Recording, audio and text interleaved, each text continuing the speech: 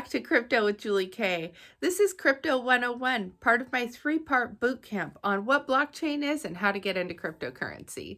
On my first episode, I went into what centralized exchanges versus decentralized exchange, what a cold storage wallet is, seed phrases, and everything to get you started with the first step on your crypto journey. Today, we're going to build upon that. We're going to talk a little bit about your trading plan because you're going to want to adopt a good trading strategy, as well as what on-chain assets are, because there are assets that live on the blockchain. And then I want to go into a little bit more on securities and permissions because you can never be too safe. Stay tuned.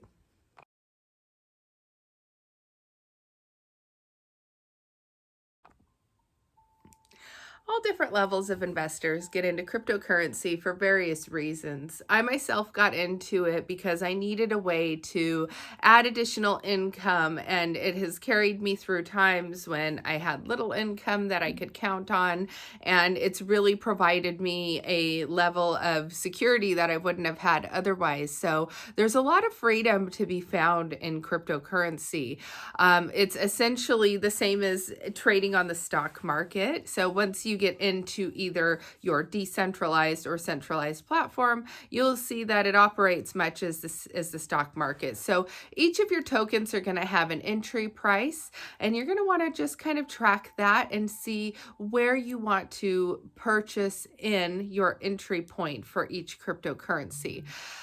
Everyone's going to have a different trading strategy. So some people are going to want a DCA, which is dollar cost average. And that's going to be like every time you get paid, you're going to have maybe $50 or $100 that's going to go directly into something.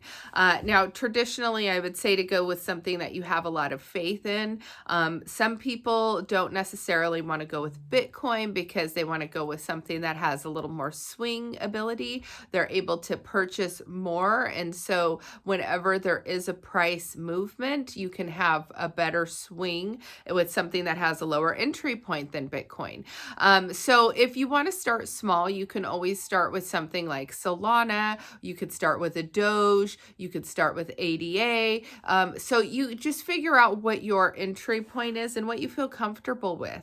As well as you're going to want to figure out if you're going to hold that for the long term. I traditionally, if you're DCAing, I would recommend holding it for the long run. But some people like to put $1,000 into something and do an active trade, watch the volumes, and make a trading decision based upon that.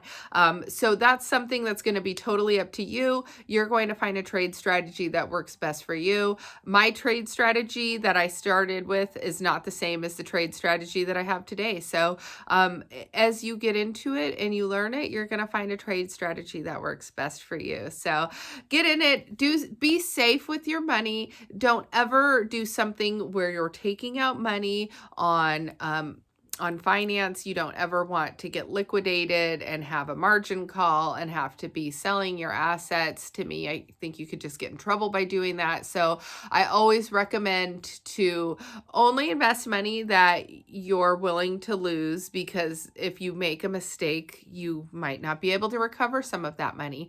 And so on this channel, I will always promote safe trade practices. So I do not want you to get hurt. I do not want you to make mistakes that I've made in the past, but it is inevitable at some point in time if people make those risky mistakes. So you just have to decide if you want to be a risky trader. You have to know that there's a chance you might lose some liquidity there. So you will find a trade strategy that works best for you, but just do something that you feel comfortable with that's going to be safe for you and your family.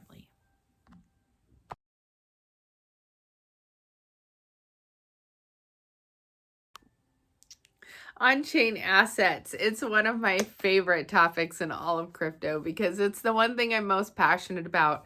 I got into digital collectibles, aka non-fungible tokens, aka NFTs, back in 2021 at the height of the NFT bull market. And there is a great sense of community that comes with these. I absolutely love digital collectibles, but a digital collectible NFT can be anything on the blockchain, really. The majority of times it's going to be a picture, a movie, or a music item. But not to say that it can't be something else. There's lots of other things that can be done on the blockchain.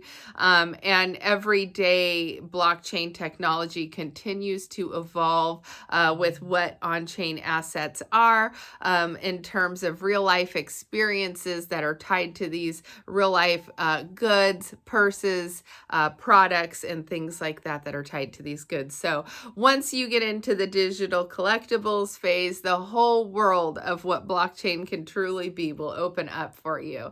But most of all, the community aspect is what keeps most of us here. So once you're ready to dive down that road of a deep dive on NFTs and digital collectibles, you're going to love the world that unlocks for you.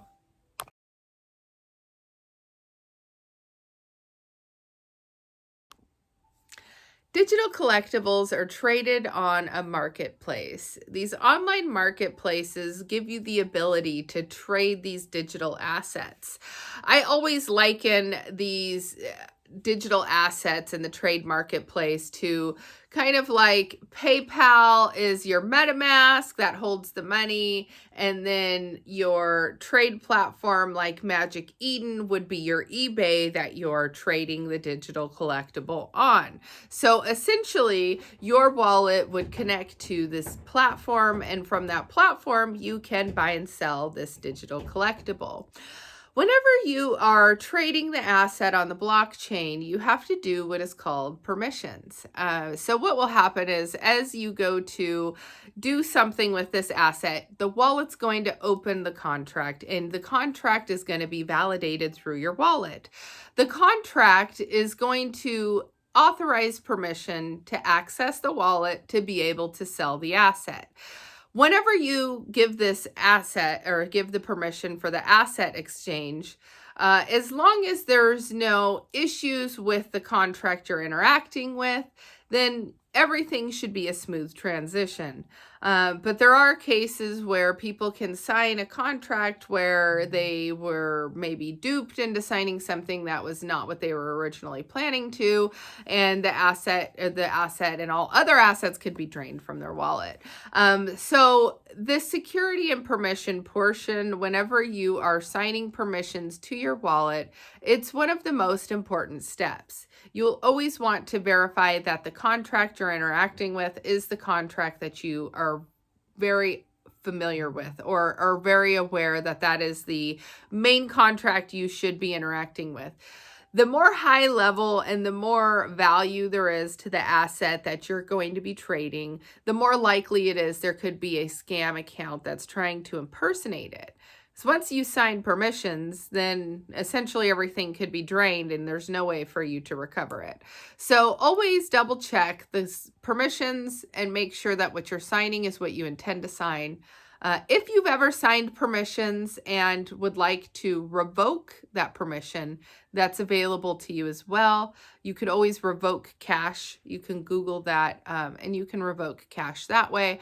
But I always recommend revoking permissions on any contracts that you've interacted with in the past rather than leaving those open, because if those contracts ever get exploited in the future, that is a potential, weak point for you to be drained. So always just be very careful and cautious, because that is the utmost important and should not be overlooked. And most of the time it occurs when somebody is hastily clicking through something, trying to get something sold quickly. They click something they're not supposed to, and the next thing they know, they're crying because all their assets are gone. So always do your due diligence and make sure that it's you protecting yourself.